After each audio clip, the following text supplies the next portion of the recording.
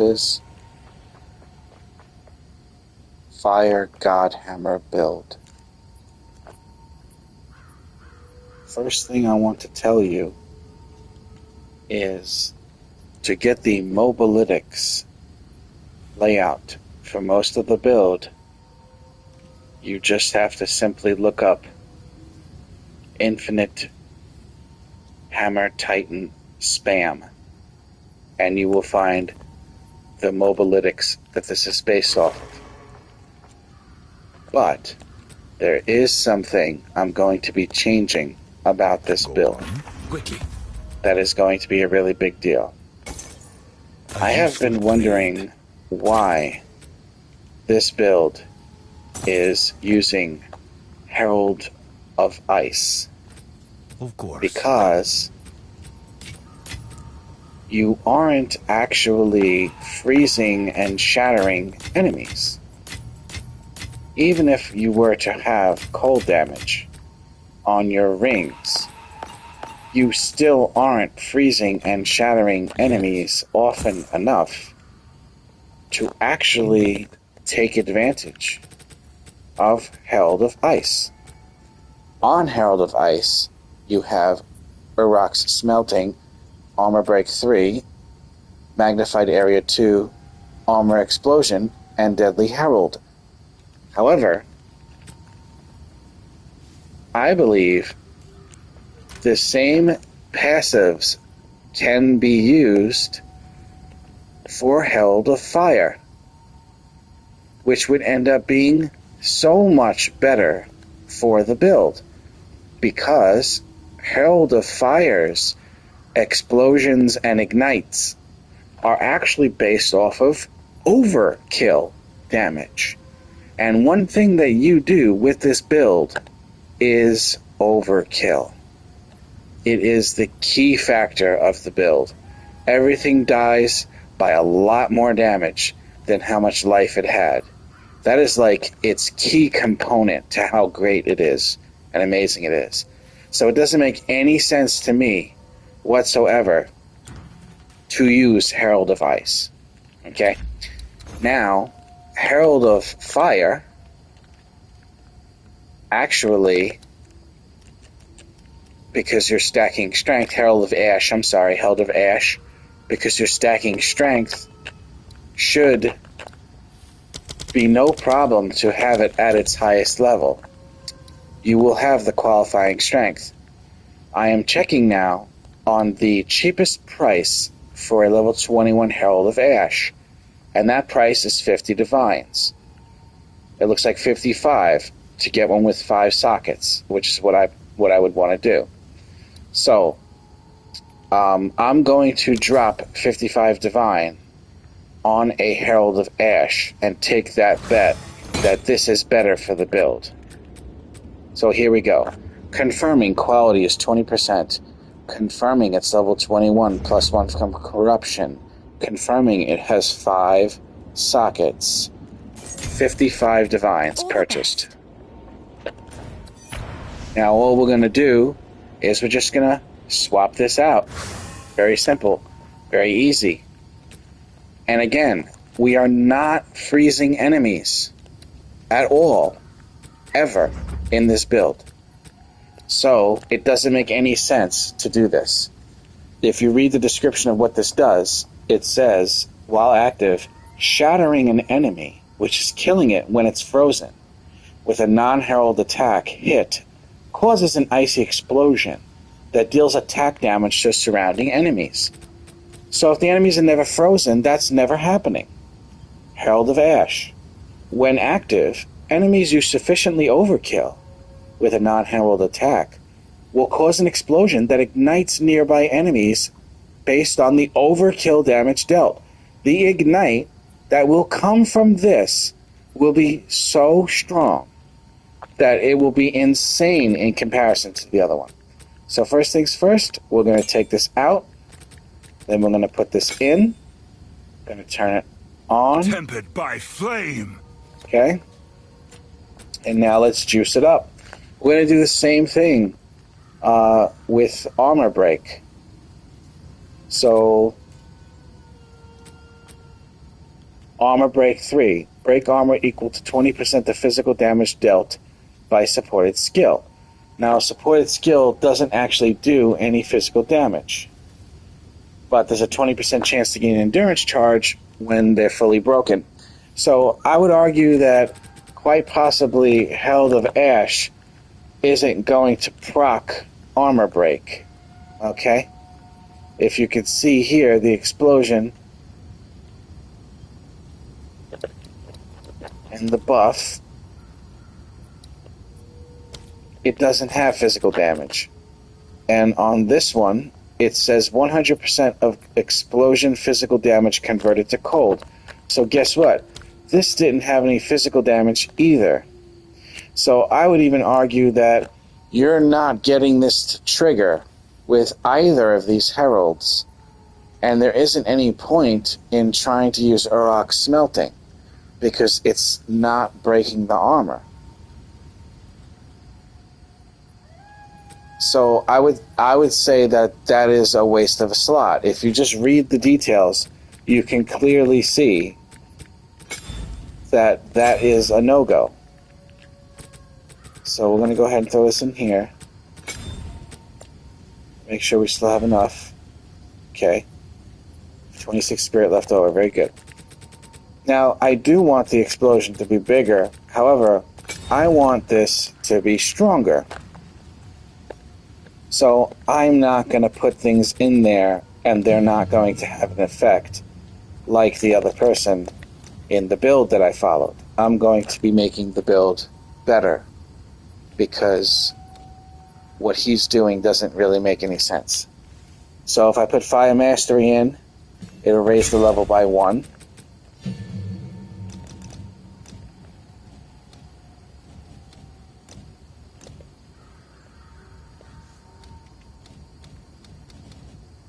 I could put in Prolonged Duration 2. This will cause the Ignite to last longer by 35%. That's a good option. It's a good option. Okay.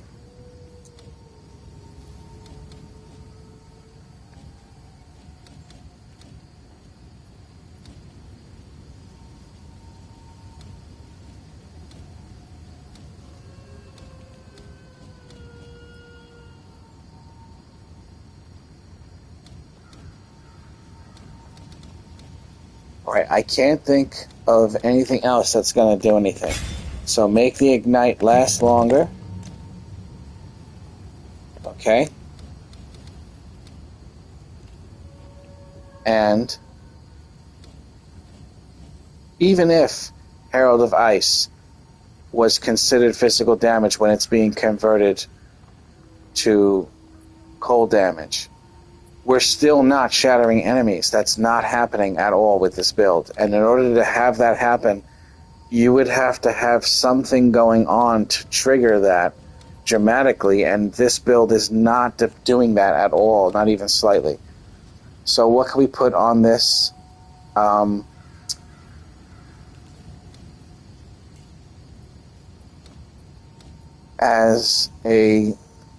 know we have some spirit left over that we could put on here. So we could put something that requires spirit. I know I have 20 left over, I think, right? Let's check.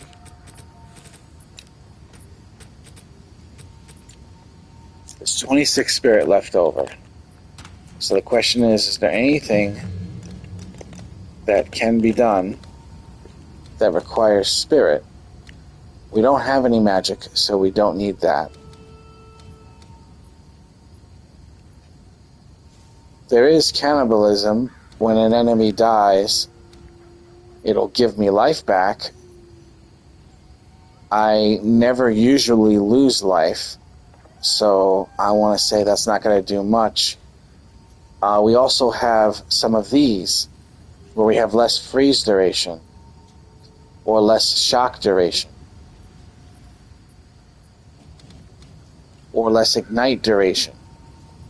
Although I'm finding with the build, I am not suffering from any of the three things listed here to feel like I would benefit from that. They're just not happening to me, causing me any trouble or any problems. So increased life recovery from flask is not bad. 30% increase from life recovery from flask. That's not a bad idea.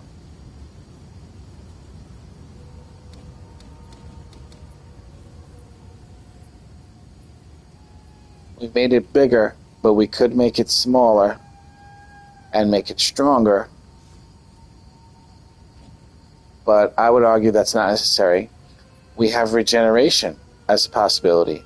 1% of maximum life per second while supporter skill is active, just to add to the regeneration on my life, since I am hurting myself constantly with the build. So that seems like that's going to be my best option right now, because there really isn't anything that I can do to make the build hit harder. Rock smelting is not going to work. I'm not breaking armor. Armor break 3 won't work because there's no physical damage being dealt. Armor explosion, not going to work because this ability will never fully break armor.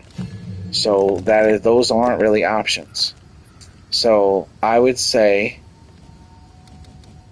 that Vitality 1 is the way to go. 1% max life per second. Just to help a little bit with getting life back. See how I hurt myself? Actually, there is no life regen, but all of the regen is converted into energy shield in the build. So that 1% life regen actually ends up being for energy shield, if I'm not correct. Okay, so that is the change that I'm making to the build. And we're going to go ahead and get right into it. Okay, remember, it's called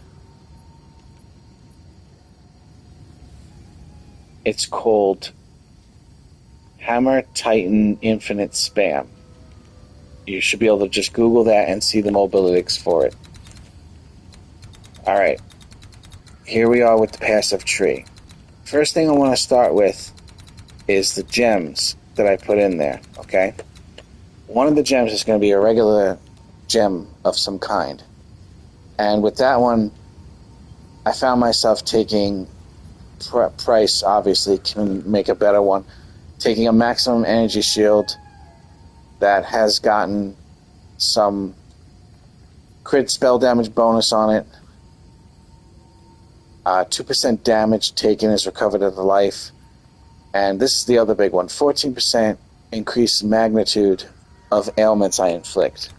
That'll actually help with the ignite as well. Now the other gem I'm using here is Megalomaniac Diamond, and it just has to allocate Equilibrium. Equilibrium ends up being a really big deal for your character, so you want to make sure you have that. Equilibrium, 30% increased attack damage if you casted a spell recently. We will be casting spells all the time. It's just spell and a hammer, spell and a hammer. 10% increased cast speed if you attacked recently. So when you drop your hammer, you cast your spell a little bit faster. So it's just a very good for the build thing. Mine has adaptable assault. It's not really doing much for me. Increases melee strike range. I'm not really using a melee. However, Hammer of the Titan is listed as melee. So maybe somehow this is letting Hammer go a little bit further. I'm not sure. And the fact that projectiles have 25% chance to fork, that's not helping me at all. So I only got it for the Equilibrium. They are quite expensive, so I couldn't really go into being fine-tuned with it.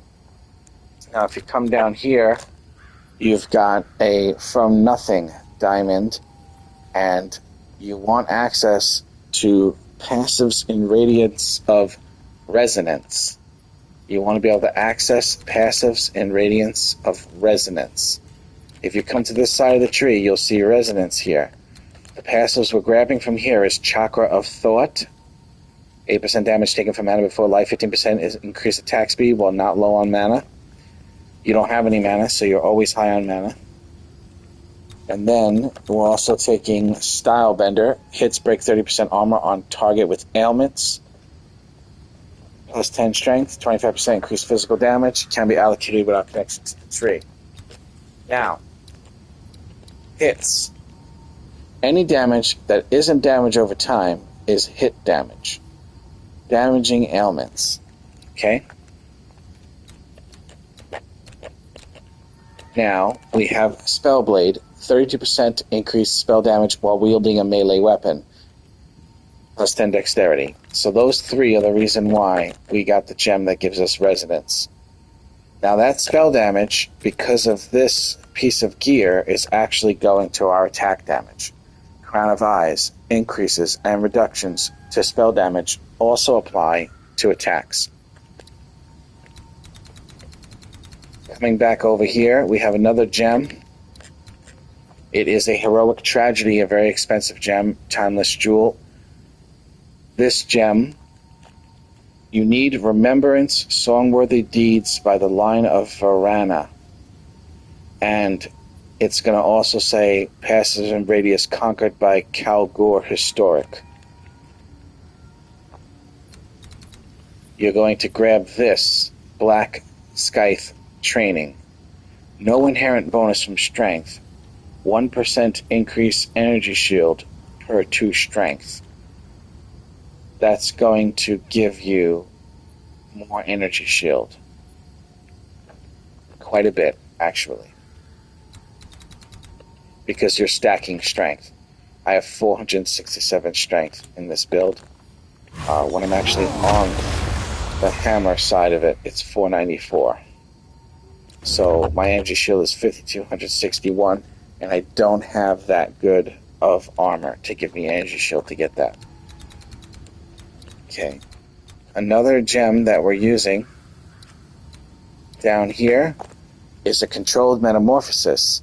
It needs to be medium small ring. Get the one with the lowest elemental resistances. -5 is the best you can hope for. Now, it allows you to take stuff without having to put points to follow into it. So Crushing Verdict is one that I took. And this is only on my front first weapon set, the one that's dropping the hammer with the two-handed mace. This, Lasting Trauma, is on my back bar.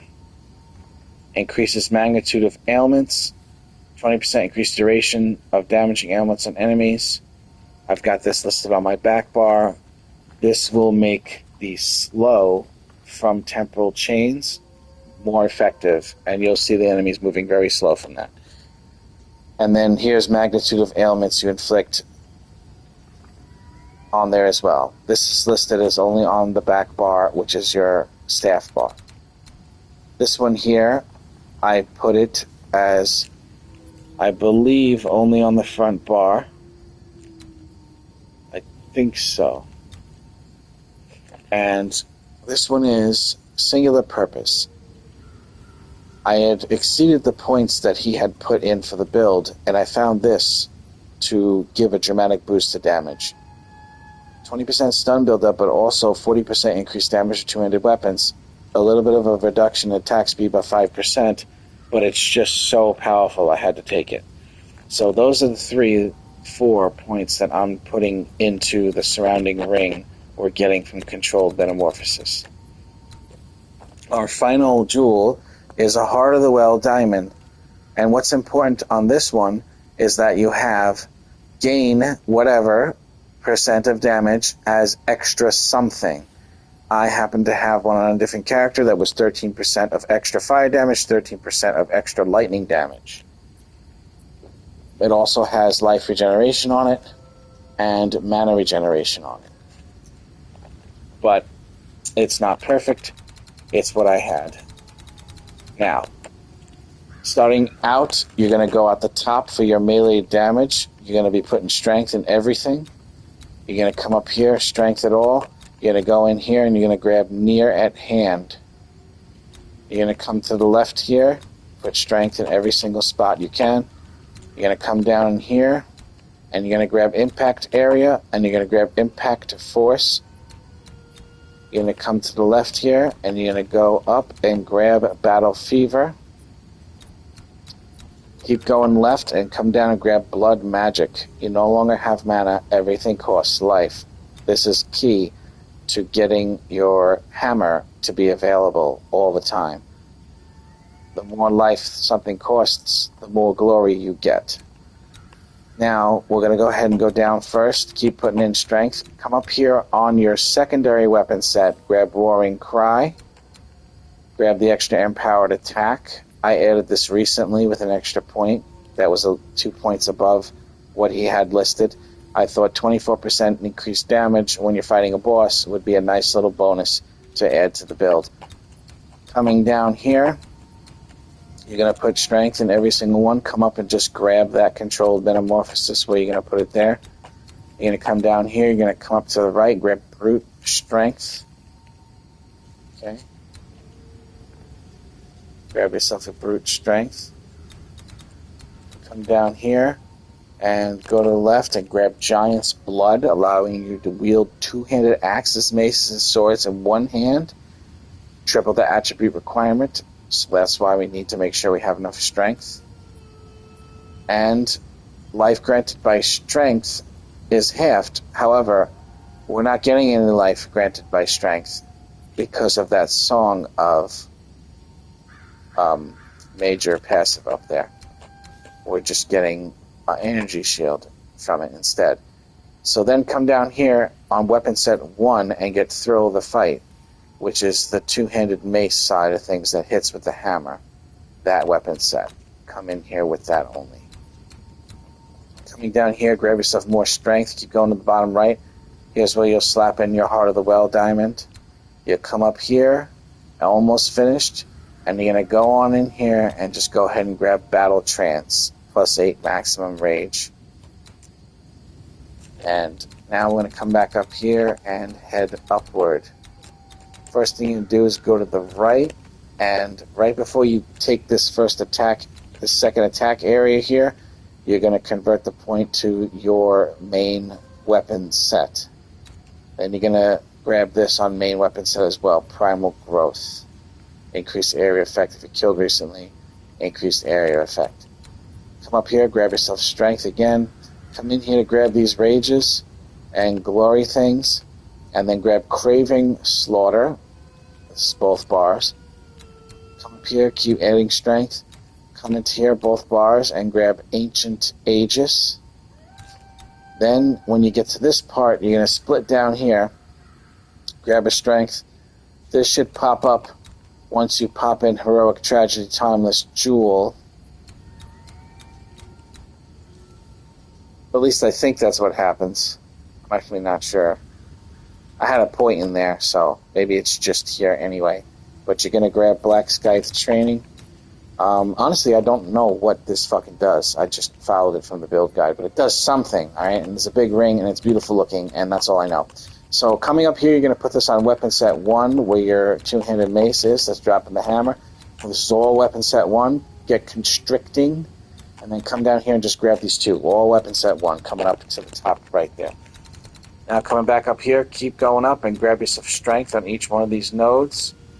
Keep grabbing the strength. This is where you slap your Megalomaniac, allocating Equilibrium. That's the only thing that's important on that gem. Come down here in weapon set 2. Continue to grab strength for weapon set 2. Come to the left and here. Grab yourself this breaking point. Now, what this does is increases the magnitude of non-damaging ailments you inflict. And Temporal Chains qualifies for that, so it makes the enemies very, very slow, which is good to have them all moving very slow around you. Now coming down here, you're going to grab Sacrificial Blood. It increases the cost of life for casting the skill, and 40% spell damage with a spell that costs life. This doesn't really matter too much in that respect, but you need the hammer to be available off of one cast. So this helps add to the cost of the skill to let you drop the hammer. Coming back up here, you're going to go to the right and grab strength. Come up here and grab yourself enhanced barrier, both bars. Then on the bottom, cut over to the right, grab the strength, both bars. Come down here to Eldritch Will. Coming back up over here, you're going to grab your strengths. Both bars here, strength, strength.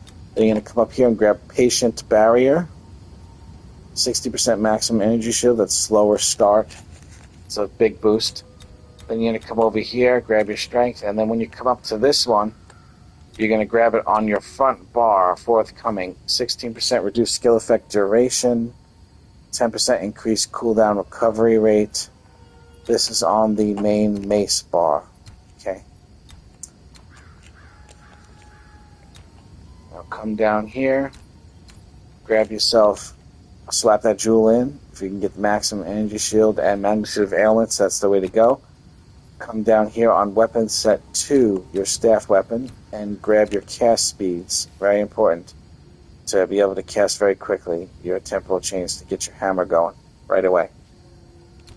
And come down here and grab this next one. This is all on skill set 2. As you can see, it's green on the line, and this has got elemental damage, but it's the magnitude of non-ailments that you're looking for, making the enemies even slower from temporal chains. Okay. Now the skills. You will be granted impurity automatically from your Palm of the Dreamer. Your impurity is going to have Mysticism 2, Dire Strike 2, and Chaos Mastery.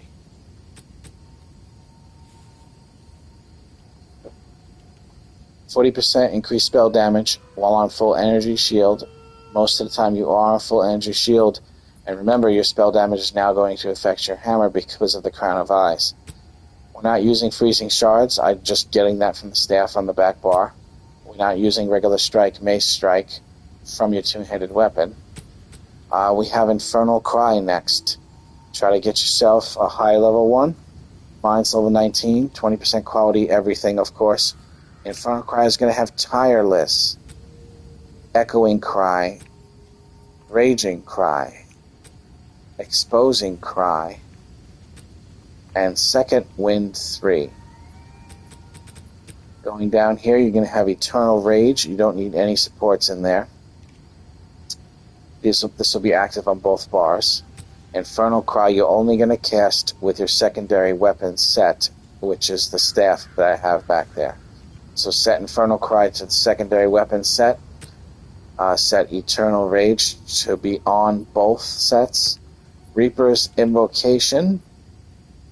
This one is going to have Temporal Chains. This is our alternate way that we're going to be getting the hammer. You need only 3 stacks of it to get the hammer. And if you hit 3 or more enemies with the hammer, you will get 3 or more stacks up to 7. So you eventually, when fighting large groups, will be able to use this instead of the direct temporal chains that's coming down the bottom when I show you. So temporal chains in here is level 19, quality 20. We've got Focused Curse, Magnify Area 2, Heightened Curse, and Boundless Energy 2. Now we have the main ability, an ability that normally you can only cast when it reaches maximum glory. Normally it takes a really long time to get glory. When the game, like about a year ago I was playing it, I didn't see anything about a build like this. And if you wanted to hit with a Hammer of Gods, it was basically once in like a minute, 2 minutes of killing stuff.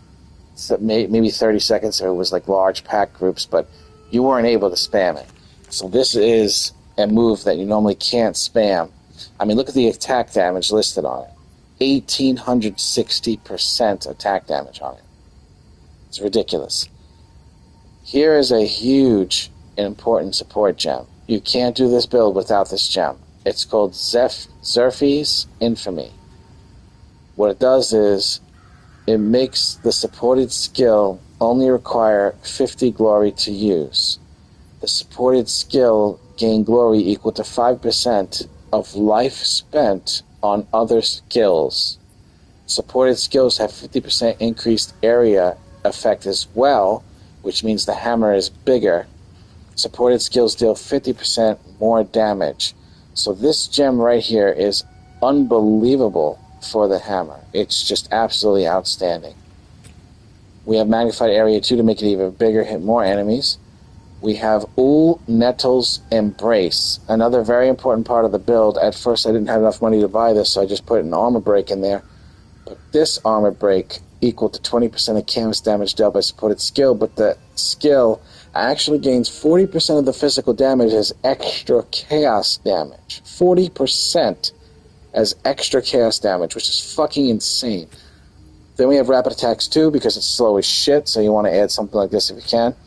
Rage Forge 2, chance to get the benefits of Rage Forged 30% without consuming the rage.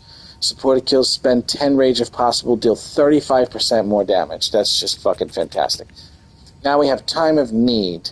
This works very, very well. It removes curses, it removes elemental ailments from you, and grants you life every 10.3 seconds. Compressed Duration 2 on it. Armor Demolisher 2. I don't no fucking idea why this is here. It's not doing anything to the enemy for this to even mean anything. We have Overabundance 1.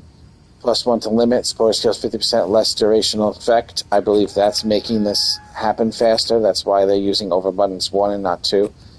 Cooldown Recovery 2, so it can happen more often, I suppose. 30% increased cooldown recovery rate.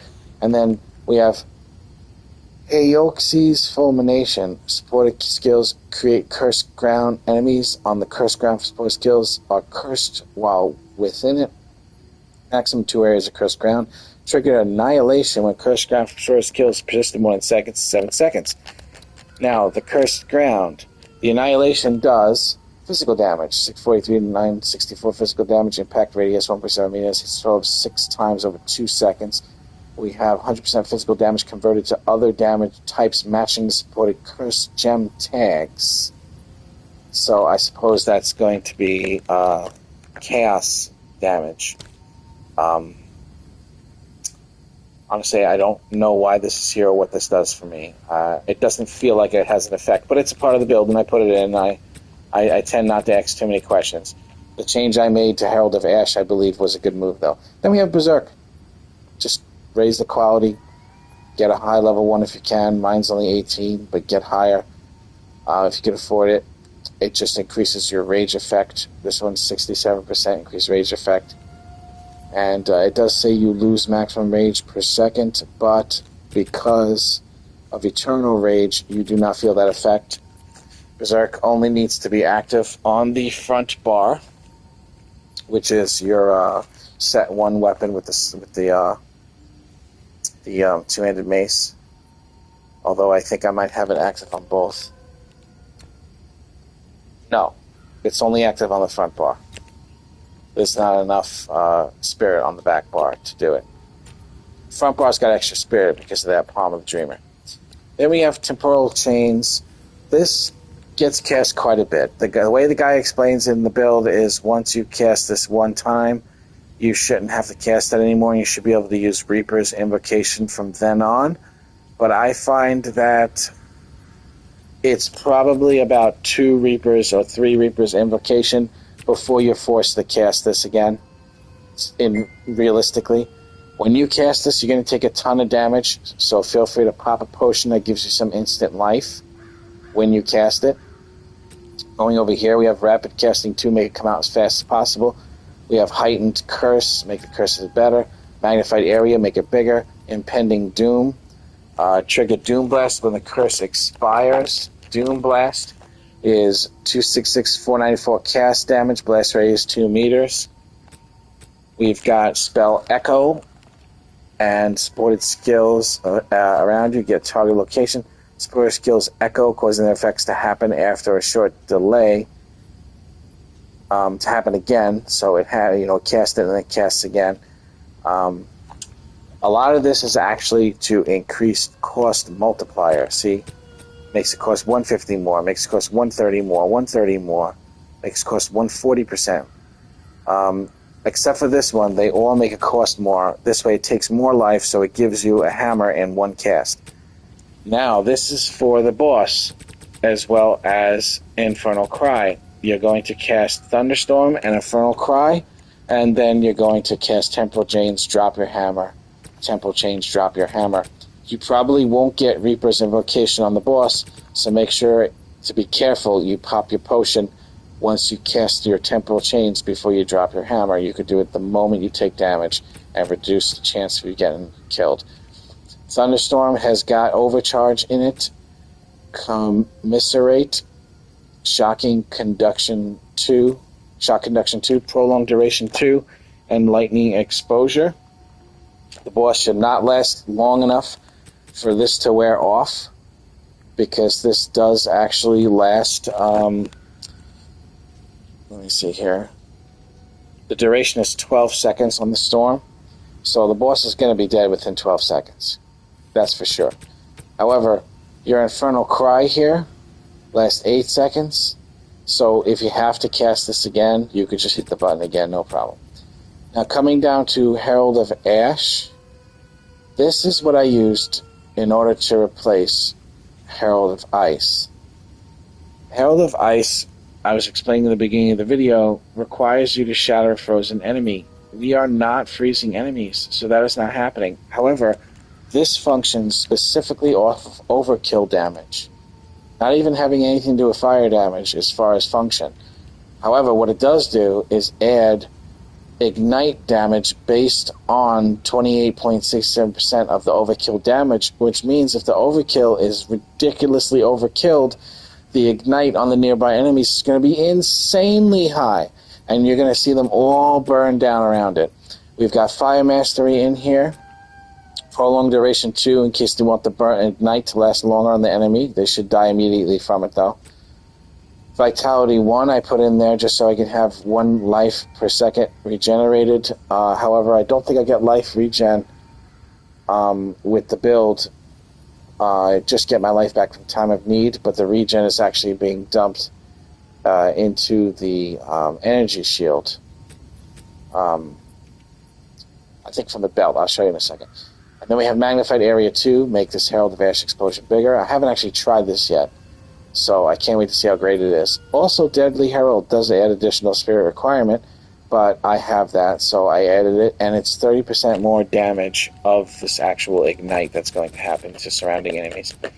Now, let's start with Soul Tether Long Belt. You can't just get any Soul Tether Long Belt.